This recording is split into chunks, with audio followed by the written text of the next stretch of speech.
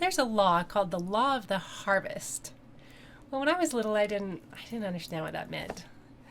But I finally came to know and understand that what it really means, is if you plant one seed, you're going to get a whole lot of harvest out of that. There's a lot. You send out a little bit, you're going to get a lot in return.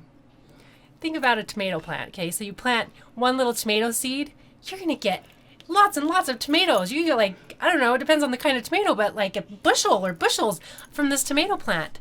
And there's a whole lot of seeds in there, aren't there? So one seed has multiplied and turned into many, in fact, thousands. Sometimes your harvest might be small, and sometimes it might be huge. Think about an apple tree and how many years, right? You get tons and tons of seeds through the years.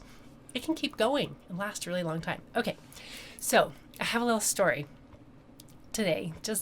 I had a son come in and he was all crying and Mama, and I was asking him, well, what can I do to help you? And he's like, well,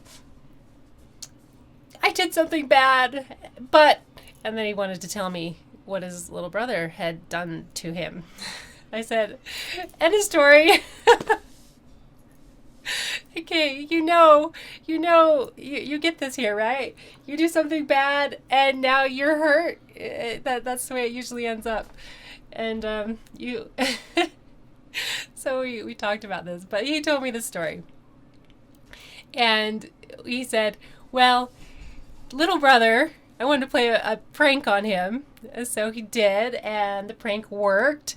Little brother got really mad, super upset, and went after the big brother, right? To get him back, revenge. And so little brother, he tried to throw something at the big brother, and he missed, and so he just chasing after him and trying again. This time, he hits. But on the way, the thing that he threw knocked stuff off the table, sending sharp shards of pieces all over the place, scattered chips everywhere, all this pokey mess, all this stuff that had to be cleaned up, and it hit the pranker in the face, right? So big brother sent out a bad seed, sent out a seed, okay? He sent out a seed and got his harvest in return. In fact, it ended up hurting him, right? Jesus, he said something really interesting at the time when he was taken at the Garden of Gethsemane. He said, put up again thy sword into his place, for all they that take the sword shall perish with the sword. He says, put away your sword, because the people, whoever uses their sword is going to get hurt by the sword as well. Perisheth by the sword. You'll perish if you take up a sword. Okay, so back to the seeds.